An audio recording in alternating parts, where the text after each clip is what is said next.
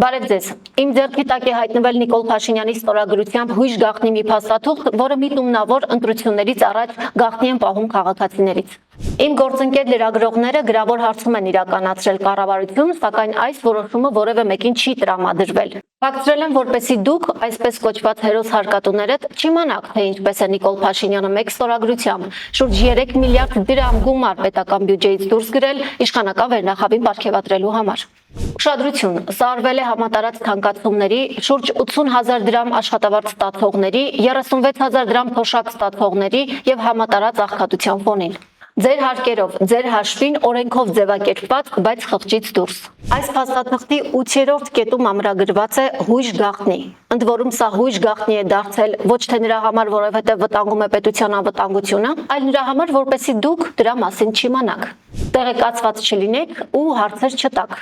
Համեմատության մեջ չդնեք ձեր 80,000 դրամ միջին աշխատավարձը 36,000 դրամ թոշակը։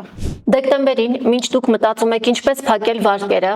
ինչպես վճարել գազի լույսի գումարները, Հայաստանի Հանրապետության կառավարությունը գաղտնի որոշում է ստորագրում եւ պարգևատրումներ բաժանում հիմնականում վերևներին։ Նախարարներին, փոխնախարարներին, վարչության ու բաժնի պետերին, նախարարներն էլ իրենց հերթին որոշել են միլիոններ տալ իրենց խոսնակներին, որոշ դեպքերում նաև վարորդներին։ Այժմ առավել փաստարկված։ Ընդ որում այս թվերը կապ ունեն 13-րդ աշխատավարձի հետ։ Նրանք ստացել են եւ 13-րդ աշխատավարձը եւ այս պարգևատրումները։ Այսպես, բաժնի պետերը ստացել են մոտ 2 միլիոն դրամ պարգևատրում, վարչության պետերը 2,5-ից 3 միլիոն դրամ,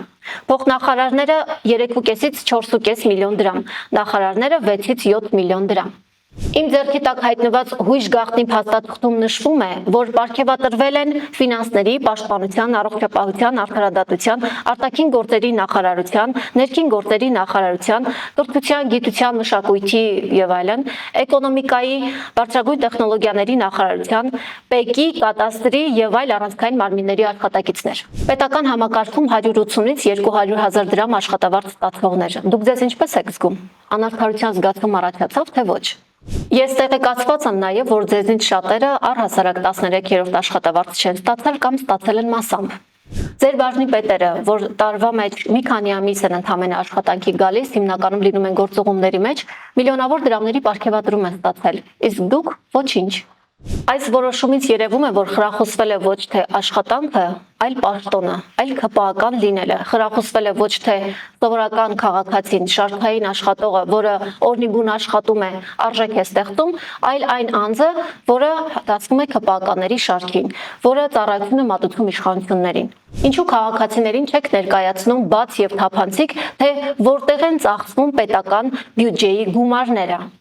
Բնականաբար, եթե շարքային քաղաքացին իմանա, որ օրինակ Սրբուհի Գալյանը ստացել է թոշակառուի 16 տարվա թոշակը մեկ ստորագրությամբ մեկ օրում, կառաջանա անարդարության զգացում։ Եվ անարդարության զգացումից ելնելով քաղաքացին 2026 թվականի ընտրություններին պարզապես չի ընտրի Նիկոլ Փաշինյանին։ Հարգելի հերոս հարկատու, ազնիվ եղեր ինքդ քեզ հետ ու պատասխանիր իմ այս պարզ հարցին։ Ինչպես զգացիր, երբ իմացար, որ առողջապահության նախարար Անահիտ Ավանեսյանը մեկ օրում Նիկոլ Փաշինյանի մեկ ստորագրությամբ ստացել է քո 7-ից 8 տարվա աշխատավարձը։ Հիշեք այս թիվը, շուրջ 3 միլիարդ դրամ պետական բյուջեից Նիկոլ Փաշինյանը գումար է դուրս գրում իշխանական վերնախավին պարգևատրելու համար, սակայն 0 դրամ թոշակառուներին, 0 դրամ շարքային աշխատակիցներին, 0 դրամ պատերազմում վիրավորում ստացած մեր զինվորներին, 0 դրամ պատերազմում նահատակված հերոսների ընտանիքներին։